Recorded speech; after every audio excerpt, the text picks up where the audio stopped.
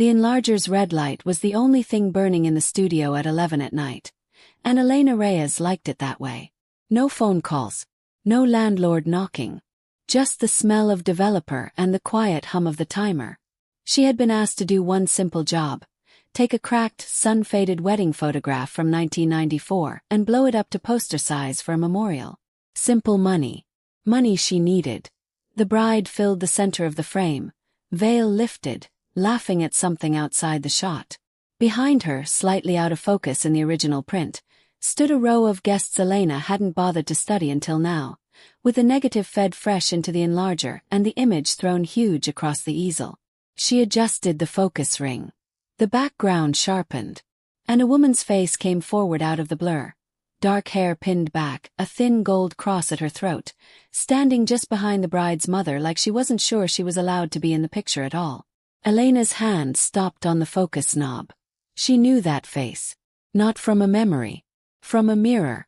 The same set to the eyes, the same slight downward curve at the corner of the mouth that Elena had inherited and never understood, because the only photograph she owned of her own grandmother was a single wallet-sized print, water-damaged, taken before Elena's mother was even born. A grandmother who had, according to every version of the family story Elena had ever been told, simply left town before anyone could ask why. This woman was not a stranger in a stranger's wedding photo. This woman was standing in someone else's memory. And Elena had no idea how she'd gotten there. She printed 3 copies with hands that weren't quite steady, hung them to dry, and sat down at her desk in the dark, staring at the wet paper like it might change its mind. Her phone rang. Unknown number, blocked caller ID, the kind of call she never answered after 10 p.m. She picked it up anyway. Miss Reyes. A man's voice, calm, unhurried, like he had all the time in the world and wanted her to know it. I understand you enlarged a photograph today. A wedding photograph. Belonging to the Moretti family. Elena's mouth went dry. She hadn't told anyone the job was for the Morettis. She hadn't told anyone she'd finished it. Who is this? A friend of the family, the voice said. Here's some friendly advice free of charge. Destroy the print. Delete the scan. Forget the woman standing behind the bride's mother. You never saw her face clearly, and you certainly don't know her name. Elena looked at the 3 wet prints hanging above the sink, water dripping steadily off the corner of each one onto the tile floor. I don't know her name, she said slowly. But I know her face. It's mine. The line went dead. Reyes photo restoration had been her mother's business before it was Elena's, and before that it had belonged to no one. Just a name on a lease her mother signed at 26 with money she didn't have, betting on the idea that people would always want their lost photographs back. Elena had grown up in the back room of this studio, learning to read a damaged negative the way other kids learn to read a clock. Water stains told you humidity. Fox red spotting told you the print was pre-1970s and stored somewhere with poor ventilation. A retouched face told you somebody wanted history to look a certain way, and paid a stranger to make it so. It was a good skill. It did not pay the rent. 3 months behind now, with a landlord who left notices taped to the glass door instead of calling, and a stack of unpaid invoices from clients who thought restoration meant free eventually. The Moretti job, an enlargement for a memorial service, nothing more, was the first real money she'd seen in 6 weeks. $800 cash, no questions. She had taken it without asking who the Morettis were beyond a name that made her landlord's assistant go quiet on the phone when she mentioned it. Elena knew, in the vague way most people in this part of the city knew things, that the Morettis were not a family you crossed. Vittorio Moretti ran what his late father had built, and what his late father had built was not, strictly speaking, legal. But Vittorio himself had a reputation for something rarer than menace: restraint. He paid his debts. He kept his promises. He did not, people said, go looking for trouble that wasn't already looking for him. His flaw, if you could call it that, was less visible. He trusted the men his father had trusted, without re-examining a single one of them, because to question his father's judgment felt, to him, like questioning his father's love. Chief among those men was his cousin Nico, the family's fixer, the man who made problems disappear so cleanly that Vittorio rarely had to ask how. Nico was, publicly, everything the family wanted the world to see. Warm at gatherings, generous with charity dinners, the first to raise a toast and the last to raise his voice. Privately, he moved through the organization like a man auditing every threat before it became visible, and erasing the ones that were. He had built that skill early. 30 years ago, in fact, the same year that wedding photograph was taken. Elena knew none of this yet. What she knew was that the woman in the photo had her mouth, her eyes, and possibly her answers, and that a stranger had called her at 11 at night to tell her to forget all three. She didn't destroy the prints. She hung them properly the next morning under the lamp, and pinned beside them the one photograph she had of her own grandmother. Cracked at the corner, taken outside a building Elena had never identified, a young woman squinting into the sun with a baby bump just beginning to show beneath her coat. Elena's mother had never known her own mother. Had grown up in a church home with a single sentence for an inheritance. Your grandmother left before you were born, and no one knows where she went. Elena set the two photographs side by side on the light table. Imja, same eyes. A 28-year gap between them that made no arithmetic sense unless the woman in the wedding photo had been young, very young, when she vanished from the record entirely. There was a knock at the studio door. Not the landlord's tape and note kind of knock. A real one, precise, 3 raps, the kind that expected to be answered. She opened it to find a man in an unremarkable gray coat, hands in his pockets, studying the framed samples in her window like he was deciding whether her work was good enough to trust with something that mattered. Miss Reyes, he said. I'm told you finished my enlargement early. I'd like to see it myself before you send it anywhere. He didn't give his name. He didn't have to. Elena had learned enough in one phone call to recognize danger when it introduced itself politely. You're Vittorio Moretti, she said. I am. His eyes moved past her to the two photographs on the light table, and something in his face. Practiced calm, 30 years of not reacting in front of strangers, held perfectly still. And that, he said, nodding at the wedding print, is my mother's wedding day. I know, Elena said. I need to show you something in it. He stepped inside without being invited twice, which told her something about how rarely people said no to him, and stopped in front of the light table like the floor had shifted under his feet. That's my mother, he said, touching the edge of the print without touching the print, a habit, she guessed, of a man raised around things too valuable to smudge. His finger moved to the bride's mother. And that's my grandmother beside her. Then his hand stopped, hovering over the third woman, standing just behind them both, half a step out of the group's easy warmth. Who is she, he said. Not a question. A demand dressed as one.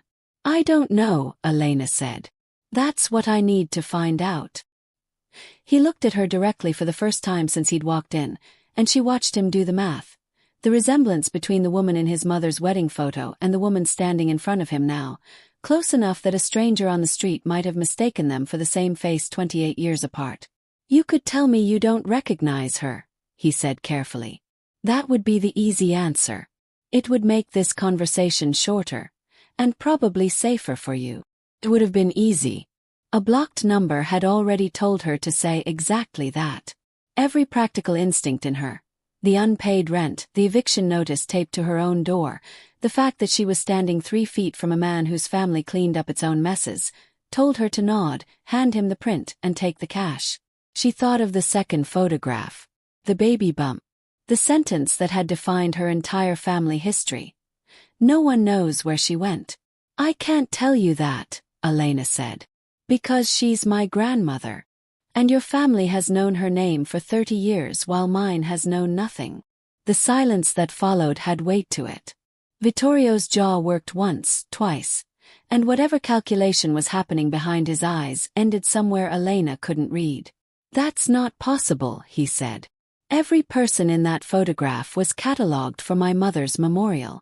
Gestaff family. There's no unidentified woman in our records. Then someone erased her from your records on purpose, Elena said. Because she's not erased from mine. I have a photo of her pregnant, taken the same year. My mother was born 8 months after this wedding, and grew up never knowing where her own mother went. Vittorio didn't answer right away. He looked at the print again, longer this time, the way Elena imagined he looked at ledgers before signing them, searching for the number that didn't add up. "My cousin Nico handled staffing and household matters that year," he said finally, more to himself than to her. "If anyone would know who this woman was, it would be him." "Then ask him," Elena said. "I intend to." He reached for his wallet, counted out the $800 in cash, and set it on the light table beside the two photographs. Payment for a job that had just become something else entirely. "I want copies of both prints. And I want to know everything you know about your grandmother, starting now." "That's not a job," Elena said. "That's an investigation. And I'm the one whose family it belongs to." Something shifted in his expression. Not quite respect, not yet, but the beginning of it. "Then we investigate together," he said. "But I'd advise you to keep this quiet until we know who we're dealing with. If there's a reason my family buried her name once, they may try to bury it again." He was right, and they both knew it, though neither of them yet understood how close that warning already stood behind them. Elena picked up the cash, folded it once, and didn't put it in her pocket. "I don't want your money for this part," she said. "I want the truth. That's the only payment I'll take." Vittorio studied her for a long moment, the way a man studies a decision he's already made but hasn't said out loud yet. "All right," he said. "The truth, then. Whatever it costs." Neither of them knew yet how literally that promise would be tested. The visit that came 2 days later was friendlier than the first, and far more dangerous. Nico Moretti arrived at the studio in the early afternoon with a bakery box under one arm and a smile that had opened 100 doors before this one. He introduced himself warmly, admired the framed restorations in the front window, and asked, almost as an afterthought, about the wedding photograph he'd heard she'd been working on. "Vittorio mentioned you found some interesting detail in it," Nico said, setting the box on the counter like a gift between old friends. "I'm curious. I was there, that whole day. I might be able to help identify people faster than digging through old records." Elena had grown up around clients who tried to charm information loose before they tried to buy it outright, and something about the ease of his questions, too easy, too well-rehearsed, put her instincts on alert before her mind caught up. "There was a woman standing behind the bride's mother," she said carefully, watching his face rather than his words. "I was hoping to find out who she was." "Ah." Nico's smile didn't move, but something behind his eyes went very still, very briefly, the way a pond goes still right before something breaks the surface. "Staff, probably. We had a large household back then. Half the guest list doesn't even remember the names of the people who served the wine." "She wasn't serving wine in the photo," Elena said. "She was standing with the family." "Photographs are strange that way," Nico said smoothly. "People end up in frames they don't belong in." He set an envelope on the counter, thick enough that she didn't need to open it to guess the amount. "I'd like to buy the negative from you. And any digital copies. Call it 3 times the going rate, for the inconvenience of losing a job you'd already finished." "The job's already been paid for," Elena said. "Then call it a gift," Nico said. "For your trouble." She didn't touch the envelope. "I don't sell negatives that belong to a client's family history, Mr. Moretti. Especially not for triple the price, no questions asked. In my experience, that's usually when the questions matter most." His smile finally thinned, just slightly, just enough for her to see the man underneath the warmth. "You should think carefully about which questions are worth asking, Miss Reyes. Some doors, once you open them, don't close as easily as they used to." He left the envelope on the counter and left without the negative. 3 hours later, her landlord's assistant called, not with a note taped to the door this time, but a formal notice of eviction, effective in 14 days, citing a lease violation Elena had never committed. She'd been 3 months behind before, sure, but there'd been an agreement, a payment plan. A landlord who'd known her mother for 15 years and never once threatened this.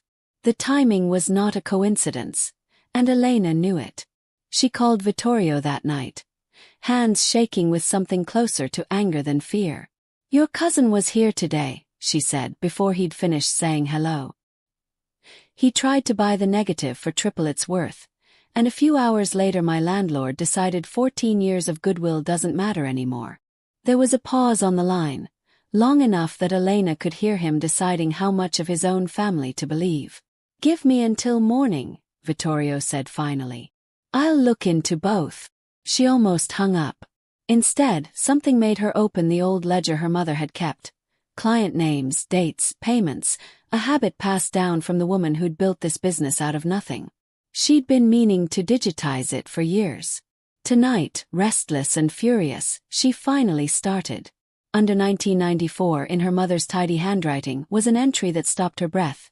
The name of the original wedding photographer, a man named Aldo Ferrer, long since retired or dead, and a note beside his name that Elena's mother, a teenager then, working the front desk for pocket money, had jotted without understanding its weight. Additional services paid separately by Mr. D. Moretti, cash. Do not file with standard invoice. D. Moretti, Vittorio's father.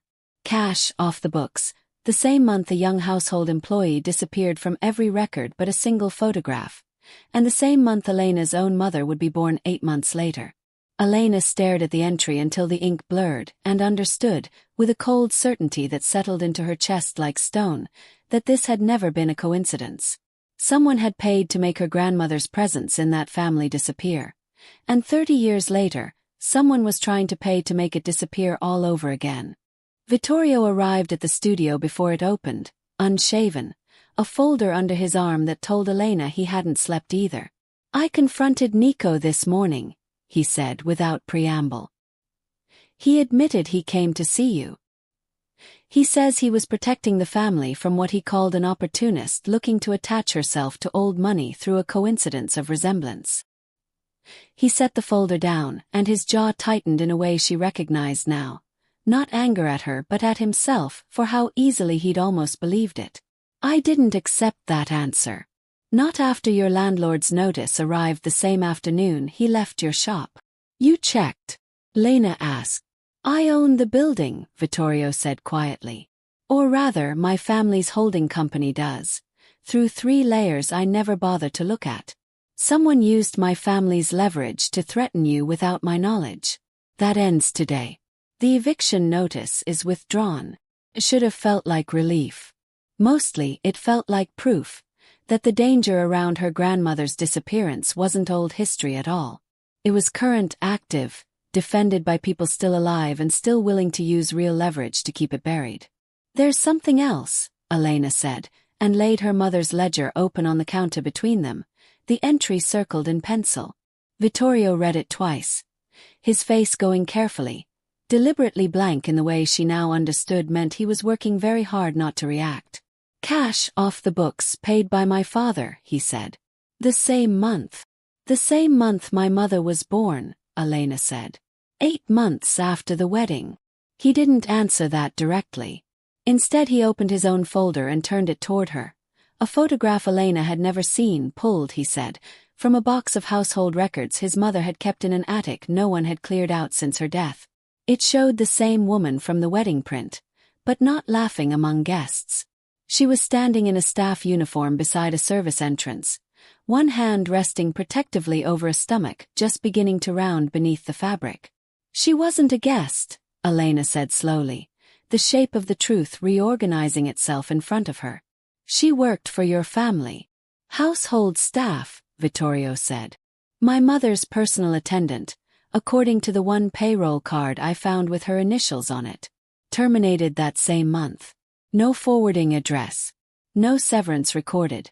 Except for the cash payment your mother's ledger just accounted for, paid not to her, but to the photographer, to make sure no clear print of her ever left that house."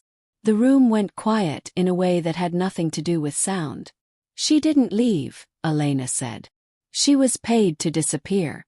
Or someone made sure she disappeared and called it leaving. I don't know which," Vittorio admitted, and something in his voice cracked slightly at the edges. 30 years of trusting his father's version of every story, and here was one photograph, one ledger entry, unraveling all of it at once. "I want to believe my father wouldn't have." He stopped himself before he finished the sentence, because he could see, plainly, that wanting to believe something and having evidence for it were no longer the same thing. "I'm not asking you to defend him," Elena said, more gently than she expected herself to manage. "I'm asking you to help me find out what actually happened to her. That's all I've ever wanted from this." Vittorio nodded once, slow and deliberate, like a man setting down a weight he'd carried without noticing its shape until now. "Then we need someone who was in that house at the time. Someone who isn't Nico, and isn't obligated to protect my father's memory. Do you know anyone like that?" "One person," Vittorio said. "The housekeeper who ran that household for 40 years before she retired. If anyone remembers what really happened to your grandmother, it's her. But reaching her without Nico finding out first won't be simple. He has eyes in places I've never had to think about because I never had to." "Then we'll be careful," Elena said. "We," Vittorio repeated, testing the word like it belonged to a language he was only just learning to speak on her behalf. "All right, we." It was not a declaration of anything beyond partnership, and Elena was careful to keep it that way in her own mind. She had a business to save and a grandmother's name to recover, not a fairy tale to fall into with a man whose family had, whether directly or not, spent 30 years profiting from her family's silence. But something in the way he'd said it, steady without performance, a man choosing to risk his own certainty rather than protect it, settled into her chest and stayed there. The retired housekeeper's name was Carmela Diaz, and she lived 2 hours outside the city in a small house with a garden Vittorio's mother had apparently once helped her plant. She recognized Vittorio the moment she opened the door, and recognized the wedding photograph before Elena had even finished unfolding it. "Anna," Carmela said quietly, touching the print with the same careful reverence Vittorio had shown days earlier. "I haven't heard that name spoken in this house in 30 years. Her name was Elena Reyes."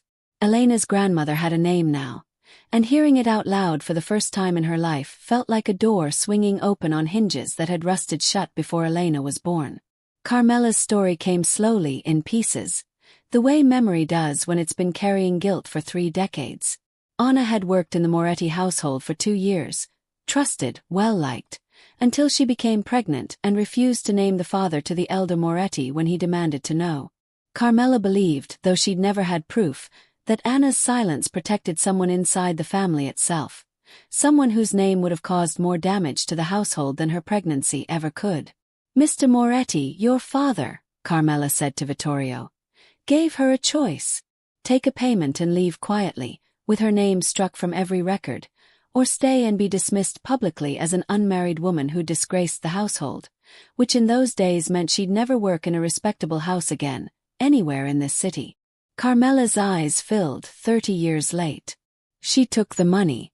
She had to. She was carrying a child with no one else to protect her. "Where did she go?" Elena asked, her voice barely holding steady. "I don't know," Carmela admitted.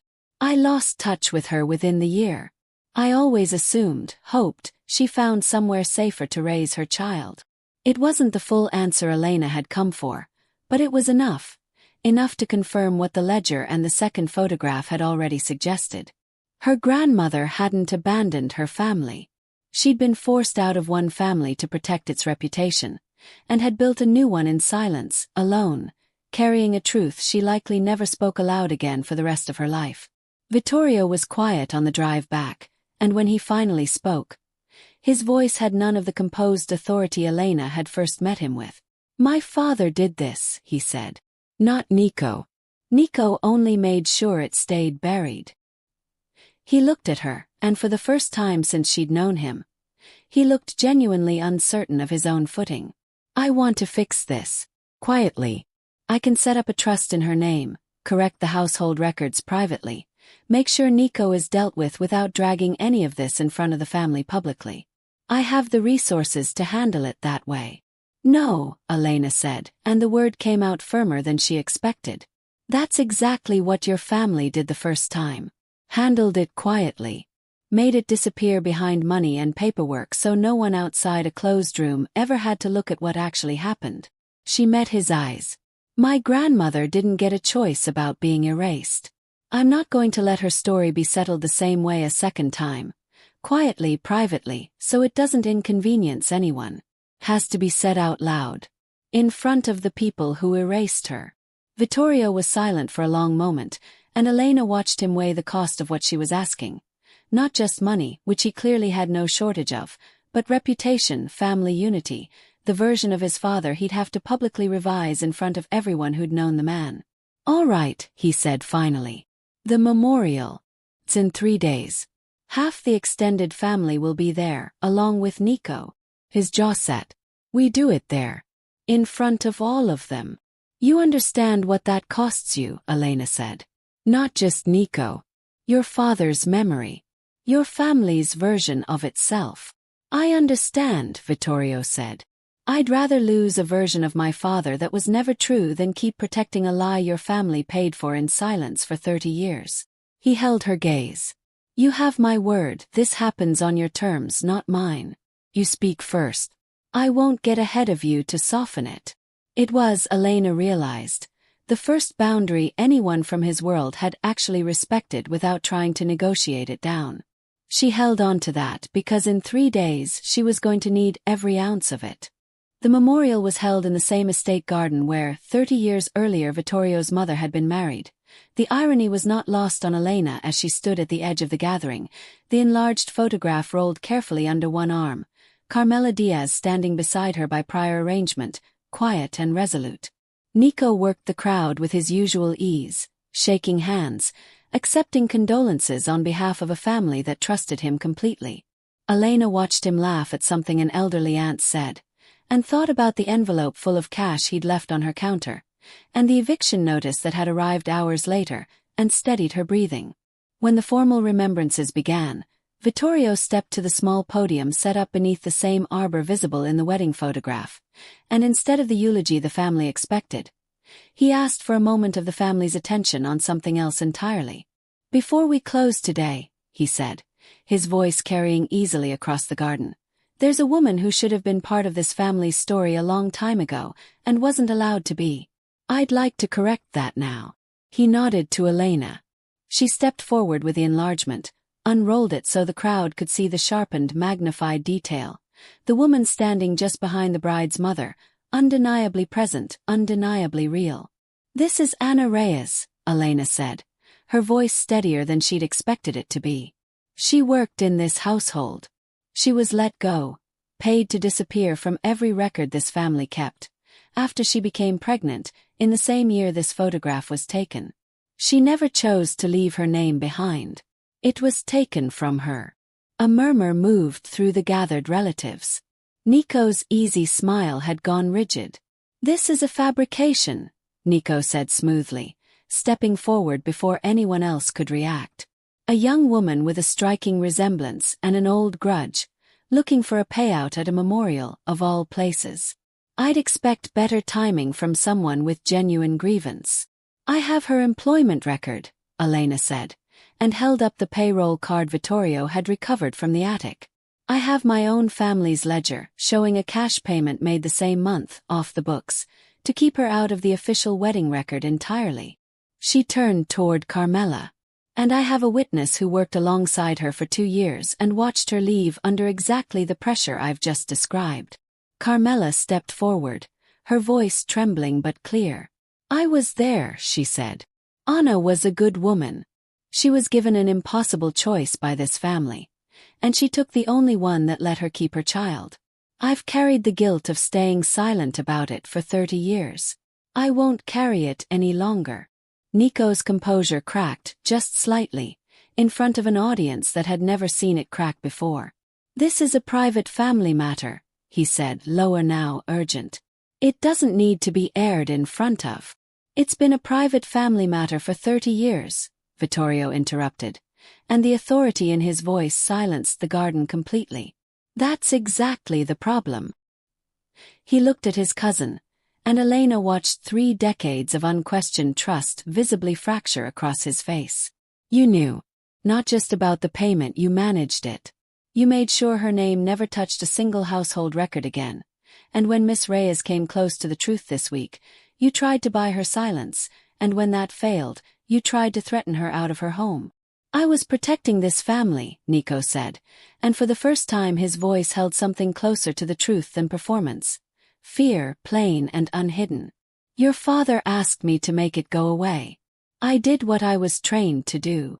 You were protecting yourself, Vittorio said quietly. And you've been doing it long enough that you forgot the difference. He turned to the gathered family. Effective today, Nico no longer holds any position of trust or authority in this family's affairs. That decision is mine, and it's final.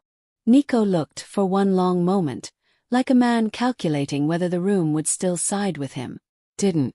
Even the aunt who'd laughed at his joke minutes earlier had gone very still, watching him with something new in her eyes. What do you want? Nico said finally, turning to Elena, stripped now of every layer of charm. Money. Settlement. Say it plainly.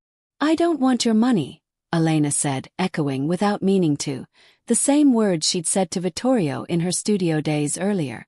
I want her name recorded honestly in this family's history, alongside the wedding she was erased from. I want restitution paid directly to me in her name, not as hush money, but as an open correction of what was taken. And I want you gone from any position where you can do this to someone else.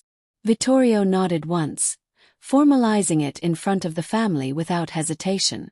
Done. All of it. Elena felt something settle in her chest that had been unmoored her entire life. Not triumph exactly, but the particular relief of a truth finally allowed to exist in daylight, spoken aloud by the people who'd once paid to keep it hidden. 3 months later, the bell above the studio door rang at closing time, and Elena looked up to find Vittorio standing in the doorway without an envelope, without a job, without anything to negotiate. The studio looked different now. The eviction notice was long gone, the rent caught current through honest work. Word had spread, in the strange way it does, about the restorer who'd uncovered a 30-year family secret from a single enlarged photograph, and new clients had followed, curious and genuine, paying fairly for good work rather than cash for silence. Elena had hired a part-time assistant for the first time in the studio's history. Nico had left the city entirely working, according to the little Vittorio shared, an ordinary trade under an ordinary name, stripped of the authority he'd spent his life protecting. The restitution Elena had asked for arrived not as a lump sum meant to buy her quiet, but as a formal correction. Elena Reyes's name entered permanently into the Moretti household's historical record, alongside a fund established in her memory for household staff who'd been let go without protection or cause over the decades since. I came to see how the shop was doing, Vittorio said.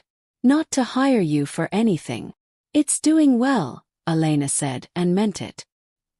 He glanced at the light table, where the 2 photographs still sat side by side under the lamp, the wedding print, and the small water-damaged photo of a pregnant young woman squinting into the sun. I think about her sometimes, he said. What she must have carried, all those years, saying nothing. She built a whole family out of that silence, Elena said. My mother never knew the cost of it. Do now. I don't think I'll ever set it down completely, but at least it's not buried anymore. Vittorio didn't reach for her hand, didn't offer anything more than his presence, standing there in the doorway of a studio he'd once walked into as a stranger collecting a simple print. I'd like to keep coming back, he said carefully. Not as a client. If that's something you'd want in time. No pressure on the timing. In time, Elena agreed, and left the rest of the sentence open, the way she intended to keep it for as long as she needed to. Elena Reyes had been erased once by people who decided her presence was inconvenient to protect. She would not be erased again. Not from a photograph, not from a family record, not from the granddaughter who had finally learned to say her name out loud. Every family carries a photograph like this one somewhere in a drawer. A face slightly out of focus, a name no one quite remembers, a silence everyone agreed, without ever saying so, not to disturb. Elena Reyes's silence cost her 30 years of her own history. It cost her granddaughter a stable home and nearly cost her a business, before she chose, at real risk, to enlarge what everyone else had decided was better left blurred. So here's the question worth sitting with. If you found your own family's silence hiding in the background of someone else's photograph, would you have the courage to bring it into focus, even knowing exactly what it might cost you to look closely? If this story moved you, Tell us what you'd have done in Elena's place. And subscribe for more stories about the truths families choose to bury, and the people brave enough to dig them back up.